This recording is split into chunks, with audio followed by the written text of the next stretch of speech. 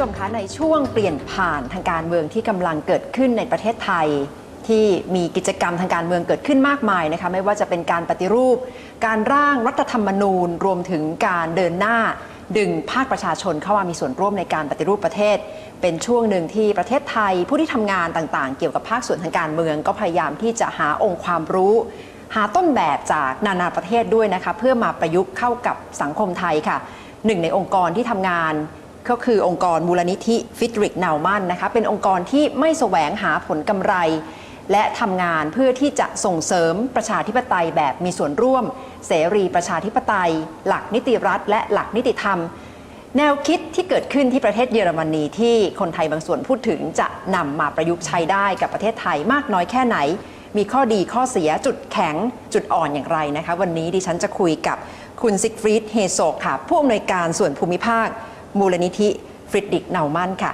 Thank you for joining me Mr. Herzog Thank you so much You have been advocating for democracy for many years on behalf of FNF Can you tell me which country has the best democracy in the world Oh that's a tough one I don't think that there is one country that has the best We have a whole range of democratic countries in the world but each one has a different system There are no two democratic systems that are alike because the culture, the preferences of the people, they all shape a different democracy.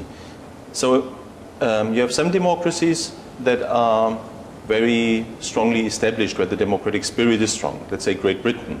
But Britain is relatively weak in local government. You look at local government, Germany, Switzerland, the United States have a very strong tradition of local government. Then you have parliamentary systems that work well in having stable governments. You have countries like Switzerland, which has a very strong tradition of referendums. So many people look at Switzerland as a model because people can overturn laws with referendums. So it has a more direct democracy. But to look at those healthy democracies, what are key components that you can tell us that will make up healthy, vibrant democracy? I think one is that the principle we elect our leaders and we have a say, we take a responsibility for our community where that principle is lived and is a daily reality. So a democracy lives from people's involvement and not just every 4 years at the ballot box but also in daily life, in their communities, in their municipalities. So the most vibrant democracies are often those who also have a strong democracy at the local level. Or conversely, a strong tradition of local democracy can help build a national democracy. I worked for some years on Bangladesh. Bangladesh has a long tradition of local government. It's now building a democracy and the strength of the democracy draws a bit from that tradition of local government. Then an important factor that has been there for a long time is civil society. A vibrant civil society is usually a key factor. Are people allowed to organize? Can they manage their own affairs? Do they do things on their own without waiting for the government to solve problems? So then it has to be channeled in from daily life of people yes. to bring in democracy. Exactly. It has to have its seat in the hearts of the people, in the daily reality of the people. It's not just something that happens in the capital. It has to be something that people can relate to also with their daily experience. And then of course it needs these, in a sense, separation of powers, the constraints on power. After all, when we give government power means also the power to coerce. That's something that has an inherent risk. So we want to make sure that that power is used sensibly and with certain constraints. So dividing power between different actors with independent institutions like the judiciary, maybe an election commission, commission on audits, and also a division between, of course, legislature, government, judiciary, and maybe also a horizontal one between national government, regional governments, provincial governments, and municipalities. What's the situation in Southeast Asia, East Asia? That's your focus at the moment. Yes, and it's a very exciting region, and I have a personal interest in it because my wife is from the Philippines. This is a region actually that has given the world a real wave of democracy. I would say starting with the toppling of the Marcos dictatorship in '86, and then the failed revolution in Myanmar, then later on the democratic change in Thailand, then the democracy coming to Indonesia, that you have a whole wave of democratic change in Southeast Asia. Is it changing for worse or better? I'm an optimist. I believe on the whole, it's changing for the better. But one thing we have learned, these things are not easy. Just changing a system or bringing in a new constitution is only the beginning. If we think of democracy in terms of really a lived reality, that takes time to really take root. It takes time for various, maybe also changes in government to work out the practical problems. And there are always dangers of backlashes, because a democracy, that's at first it's just a change in the rules of the game. But how do you live those rules? If you have a society that's still very traditional, where political families, where family clans hold a lot of power, where the society is organized like it's been since centuries along personal loyalties, patronage lines, then to change that to a more open system where people compete more freely. That seems to be the main character of Southeast Asia, isn't it? To have political clan, political family. It's been the character of the world over. This is not something that is unique to Southeast Asia. You had political families in Europe as well. So these are, Douglas North, the Nobel Prize winner in economics, has worked on this, and he basically said that was the natural state of humanity. So to evolve, to change that into a more open system, not just in politics, also in the economy, that takes time, and it's a long process. If you really just focus on Southeast Asia, because in Thailand, in Thai society, we now talk a lot about ASEAN community. We can learn from each other. What's the country that do you think can be role model of democracy in Southeast Asia? And if we broaden it a little bit to democracy, also the system of rule of law, institutions and market economy, then we can also look at Singapore, which doesn't have a political democracy, but it has a relatively strong judiciary. So people's property rights are well protected. The Philippines has a more vibrant democracy with a strong local government. So I like that a lot. But in the Philippines, the judiciary is weak, and so bad behavior, bad governance doesn't get punished easily. Indonesia, again, has had an astonishing democratic transformation, has tried a relatively strong decentralization, is managing in some ways a conservative Muslim society to combine that with the democracy in a huge country. That is, again, an interesting example. And Thailand, of course, has built a rather modern economy and has in some ways a relatively stable social system, but when it comes to constitutional development, a lot of churning, a lot of debate, a lot of searching. So I don't think there's one model that, let's say, we all follow the Philippines or we all follow Indonesia. So Thailand has to find its own path. Yes. For political reform, for political transition, which is happening at this juncture. Yes, I believe so. So far, what can you see as the strength of Thailand to move forward to political reform? I think the strength of Thailand is really the willingness to take a step back from confrontation and try to look for a common ground, to find, I think, and it might come, I'm relatively new to the country, so I want to be a bit cautious in what I say, but I think it also comes from the Buddhist ethos that asks people to find the middle path, the path of moderation, not going into extremes. So that, I think, is a strong ethos that one can tap into, to find compromise, to find to take that search for a common ground, for a consensus.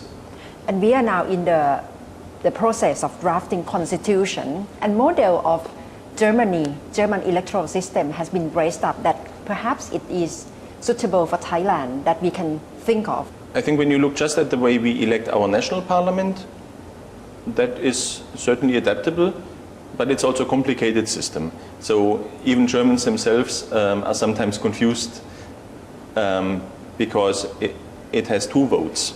You have a vote for a constituency, and you have a vote for the national party list. But the important vote is the second vote, the vote for the party list. That determines the number of seats that your party gets. And then which members go, that is dependent on who won a constituency. So you win, let's say you have 100 seats in parliament, all in total. Your party wins 40% of the vote, of the list vote, so it gets 40 seats. And then you look how many constituencies did you win. You won 30 constituencies, so these 30 people get elected plus the first 10 on your list. But do you think that can prevent winner takes all, or can the German electoral system help prevent that? The German system, I mean, that depends really on the voters. In Germany, in the history since 1949, we only had one situation where one party won more than 50%. In all other instances, they had to have a coalition. So in that sense, yes, our system encourages coalition governments and doesn't tend to have a winner takes all. By contrast, in India, which is the British system, you have now a government that won an absolute majority with only 30% of the vote. So that is a huge winner takes all effect that comes with first past the post. So ours is really a proportional representation system, which makes absolute majorities very difficult and which usually forces parties to form a coalition. But it has, with the constituencies, the advantage is you have a local member. You have a member that represents your part of the country. If you have a pure PR system, then the party leaders in the capital will just draw up a list and it might not be representative of the whole country, or the people who are there might not have a strong link to their party. So that's why this combination to us made a lot of sense. Whether it's practical for Thailand, whether that is something for Thais to decide. What's the ingredient of success in terms of politics and economy of Germany? I think when I look at the economy, and I'm an economist, so I like talking about that, I see two elements. One is that after World War II, we built a very strong open market economy. When other countries opted for a more mixed economy with a strong role for the government, for the state, with many state-owned industries, Germany opted for a very open system. So we've become very strong believers in free trade, and we rebuilt our economy through exports, through integration in the global market.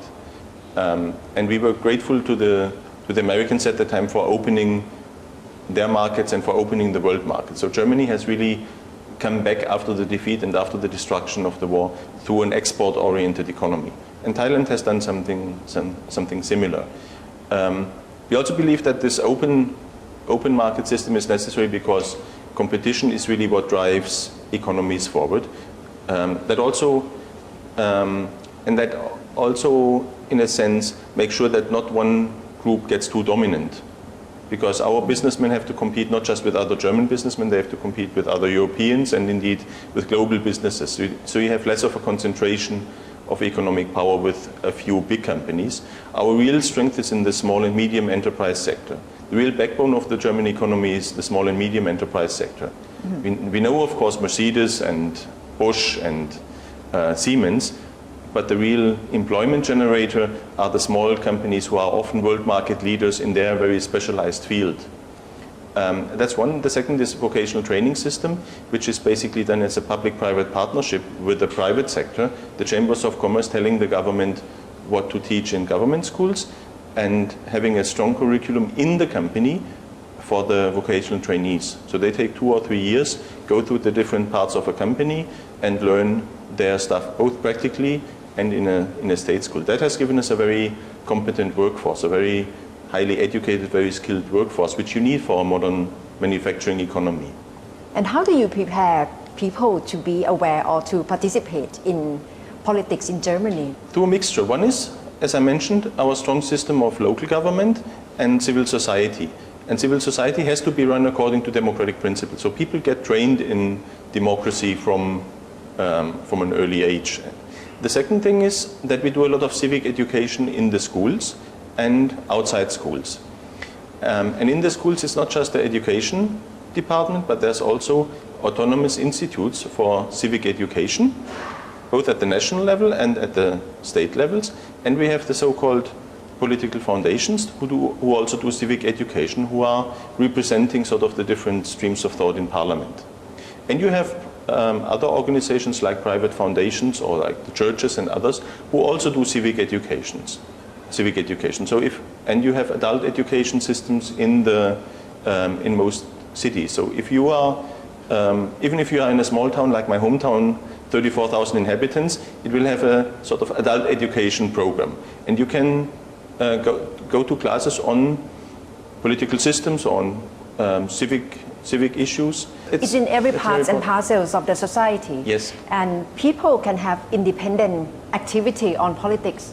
And who Yes. teach who? Do you have to get political experts to come and lecture for people, or people just learn among themselves? I think it's both. People learn among themselves.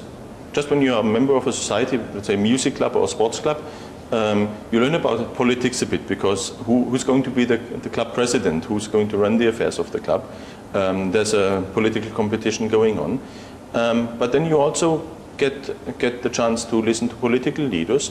For example, of course, during election campaigns, but even outside, people will hold public forums, parties will hold public forums, other groups will hold public forums on various issues, and apart from, of course, the mass media that reports on that. But even in the daily life of a community, of a municipality, you get a lot of exposure if you're interested. Of course, if you're not interested, no matter how many programs you have, you don't reach those. But those who are interested have a lot. Do you think people feel under pressure that they really have to participate politically, or it's their second nature? I would say it's both. There is a certain pressure, a certain social pressure, especially among the older generation, that voting, a certain engagement is a civic duty. And this comes from our history with the Nazi dictatorship. People sort of took a learning from that. If you don't take an interest in politics, it can go really, really wrong, and then you pay for it. Because those people who didn't care about the rise of a fascist party to power later on had to send their sons to war and saw their houses bombed. So the consequences of bad politics in Germany became very real. So people after the war became sort of a bit more conscious that we have to make this work, and we can't just sit back and let others do it. You know, time goes on, the history gets slowly forgotten, and so the younger generation doesn't have that sort of awareness anymore. My parent generation lived through the war, so for me, I grew up with the stories of the war and what happens if things go wrong.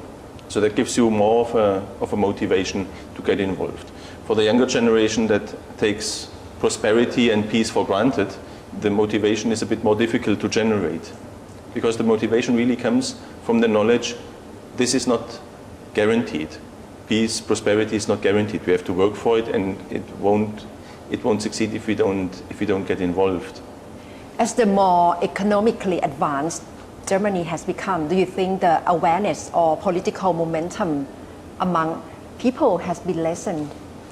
Yes, I think so, and it shows to some extent in the participation in elections. Fewer people go to vote, fewer people become members of political parties. So there is a certain slackening of the interest. And I don't want to be too judgmental. Sometimes people say, you know, this is a sign of a mature democracy. In America, a lot of people don't bother to vote, or in Britain, because people say we're happy with the system. On the other hand, there is a danger of complacency, and that and if something goes wrong, if there suddenly is a crisis, then people can get radicalized. And we see that at the moment. We had the economic crisis, we had the Euro crisis, so you suddenly in Europe see a rise of very anti-immigrant and far-right parties, which is worrying. And where you say we've forgotten the lessons of history, and we've forgotten the lessons that our prosperity was built on an open system, not on a closed one. What do you think Thai people can learn from German experience in terms of civic participation, civic engagement in political process? I think the one lesson is indeed that it's everybody's task, that we all have to be involved, and that we can all make a difference at different levels. It doesn't always have to be the national politics, it can also be at the local level, in the community. And that people can make a real difference, that they don't necessarily have to wait for the government to solve their issues for them. that they can make a contribution, that they can sort out a lot of things on their own. For that, of course, they also have to be given the space and the freedom to act on that. You mean among different groups of people in different communities at different levels, they can just form up and form a dialogue for create their own space? Yes, form a dialogue, but maybe also engage more with civil society in civil associations to do something practical in their locality. And the other, I think, is really the spirit of a certain consensus, a certain willingness to build an inclusive system, to agree on basic rules of the game. This happened after World War II when our different parties sat together to write the constitution, and they had strong debates in the Constitutional Convention at the time. The ideas about the economy went from market economy, open market economy, all the way to planned economy. So they decided, well, we leave that open. We leave that to the political process. We fix certain principles. We fix a principle of property right. We agree on basic human rights. We agree on how the political process is going to be structured, the electoral system, the roles of the different actors, and the rest we leave to politics. So it was a short constitution. It was one that concentrated on the basics. It, of course, also reflected our experience with Nazi Germany, so we made a very strong catalogue of basic fundamental rights. But a lot of questions were left to politics. So the Social Democrats said, okay, we won't insist on having all sorts of social legislation in the Constitution. We'll fix that once we win the election. We leave that to the political process. Then it turns out they didn't win the election, and instead the Christian Democrats and the Liberals created a more free market system. But the basic spirit of the people who drafted the Constitution was, let's create a system that we can all live with, that will give us the space to interact, to live out our vision and to compete peacefully. Why is dialogue so important? Because there may be some arguments that to sit down, having dialogue, it's just like people coming to tell their situation, exchange information, but it doesn't really lead to any solution, any conclusion. I think in Germany, of course, at the time it worked because we had gone through such a horrible experience. So there's a different motivation. You want to build something new. So that was an exceptional situation. But more generally, the task is still to create the right frame of mind for dialogue. And the right frame of mind is, how do we envisage the country in 20 years? And on that you can very often agree. This is what we've tried to do also in these forums, that you step back a bit from the day-to-day issues and think, how do we want the country to look in 20 years? And then you can agree we want it to be more prosperous. And what will happen? More of economic development, maybe more of industrialization, more of urbanization. That probably most people can agree. Then you work backwards and say, okay, what needs to happen that we get there?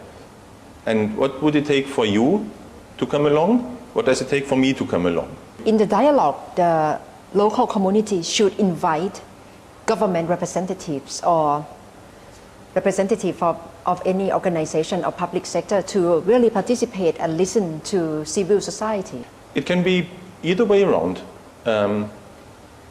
When you talk about, it can be when you talk about the long-term vision of the country, it can be civil society getting together and saying, okay, this is our vision, and we just propose it in a constructive way. I think that is what has been happening in these forums that Thai PBS has done, where civil society says, let's just get together and formulate our vision and offer it to the rest of society. Whether they take it up or not is then their decision.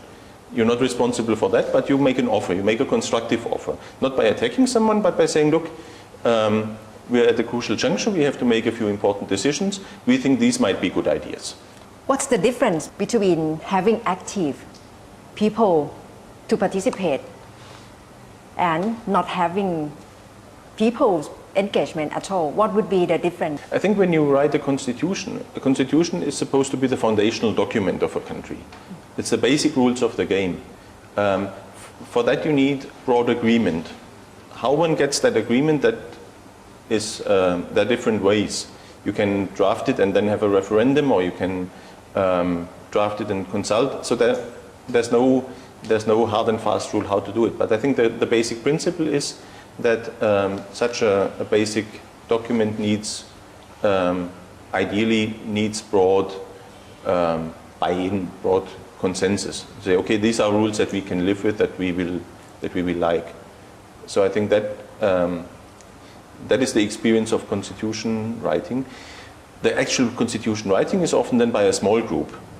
The question is, where do they come from? Where does this constitutional process come from?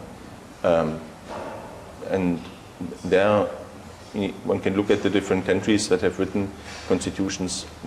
There are X number of processes. From your opinion, what's your concern about Thailand in this transition period?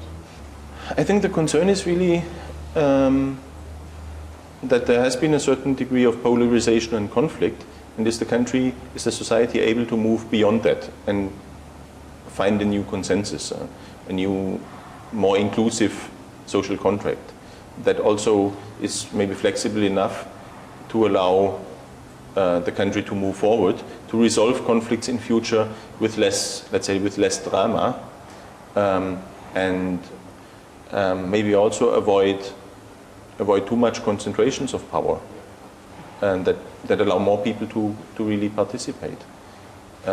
So this is very abstract because I've been here too short, so I don't want to comment on details. But I think the broad issue is really that in a situation of polarization and conflict, can we move beyond that and arrive at a new consensus and see we all have a stake in this? It's not a zero-sum game. If we work together, we can make the country better for all of us. Thank you very much, Mr. Herzog, for joining me. Thank you very much. เป็นความเห็นจากคุณซิกฟรีด เฮซกนะคะผู้อำนวยการส่วนภูมิภาคมูลนิธิฟริดริก เนามันค่ะถึงแนวทางการพัฒนาประชาธิปไตยในโลกเสรีประชาธิปไตยนะคะแนวทางที่เกิดขึ้นอยู่กับบริบทของแต่ละประเทศนะคะรวมถึงประเทศไทยซึ่งขณะนี้กำลังอยู่ในช่วงหัวเลี้ยวหัวต่อของการทำงานเพื่อปฏิรูปทางการเมืองการร่างรัฐธรรมนูญเพราะฉะนั้นก็อาจจะเป็นหนึ่งในข้อมูลที่นำมาถอดบทเรียนเพื่อที่จะเกิดขึ้นกับประเทศไทยได้นะคะสิ่งสำคัญที่คุณเฮซกเน้นก็คือการมีส่วนร่วมของภาคพลเมืองที่จะเข้ามาแสดงความคิดเห็นนำไปสู่การหาทางออกร่วมกันค่ะเพื่อสร้างอนาคตร่วมกันสำหรับประเทศไทยค่ะทั้งหมดคือตอบโจทย์และที่นี่ไทย PBS สำหรับคืนนี้ค่ะดิฉันณัฐฐา โกมลวาทินราตรีสวัสดิ์ค่ะ